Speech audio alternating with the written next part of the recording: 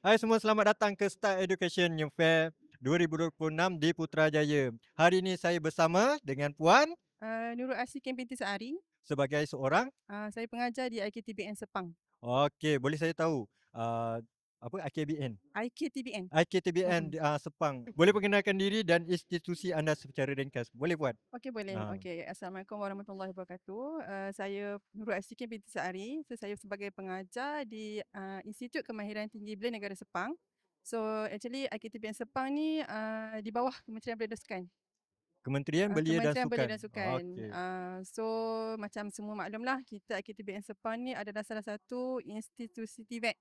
So, kita tawarkan 3 bidang utama iaitu mekanikal, elektrikal dan juga elektronik. Okey, boleh bagi tahu saya apa yang menarik untuknya pelajar mempertimbangkan program tersebut menjadi pilihan mereka? Okey, saya rasa soalan yang memang kita tunggu tu sebenarnya. Okey, macam ni, kalau kita belajar dekat IKTBN Sepang ni, yang bestnya student dia hanya bayar yuran untuk permulaan saja. Sebanyak berapa tu? Lebih kurang dalam 1,000 macam tu lah. Itu Oh. sepanjang pengajian dia lebih kurang 3 tahun. So 3 tahun tu yang lain kita akan provide makan minum sepanjang pengajian. Sepanjang pengajian? Ya, betul. Wah, Makan minum, and then kita ada penginapan. Student tak perlu pun lah nak cari rumah sewa ke ataupun risau nak bayar rumah sewa ke apa, tak payah.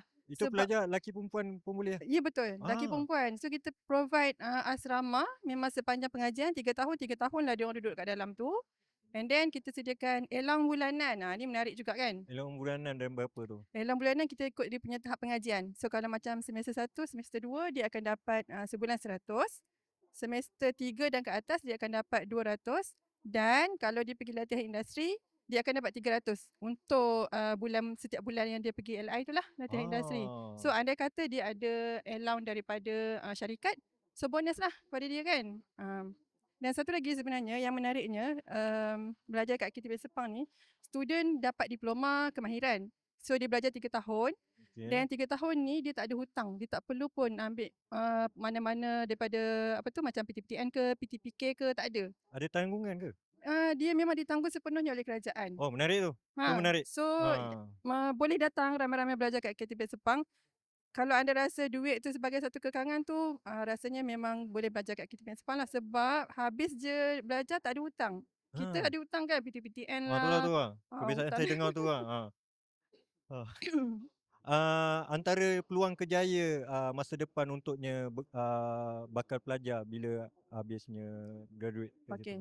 So kita sebab kita memang offer diploma kemahiran, jadi student ni memang kita akan supply ke industri lah. Macam contoh dia orang akan bekerja sebagai technician, assistant engineer, and then kita ada chargeman.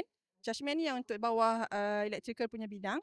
Okey. Chargeman ni kita ada A1 dan juga A4, yang ni memang gaji tinggi lah. A1 Dan A4 tu apa? Paper ke apa je? bukan, Oh, bukan. bukan saya paper.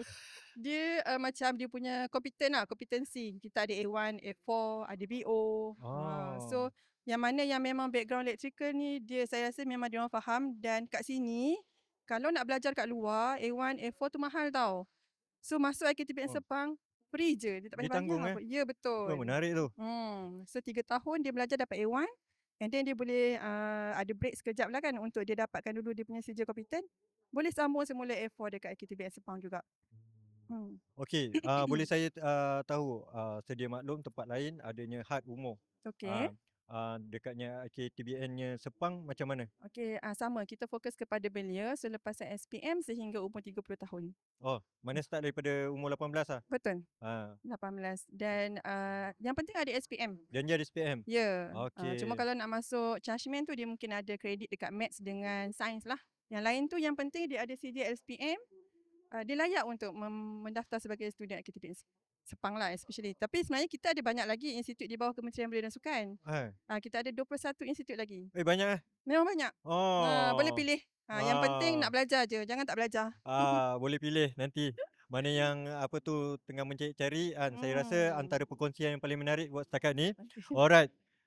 Selain tu tak ada soalannya selanjutnya. Terima kasih atas perkongsian yang sangat bermanfaat dari Sama-sama. Shikin. Puan Shikin. Okey, kalau anda berminat jangan lupa singgah ke booth mereka di Start Education Fair di nombor Kita kluster 2 dekat kluster 2. A50.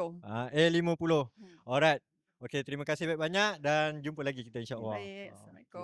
Waalaikumsalam.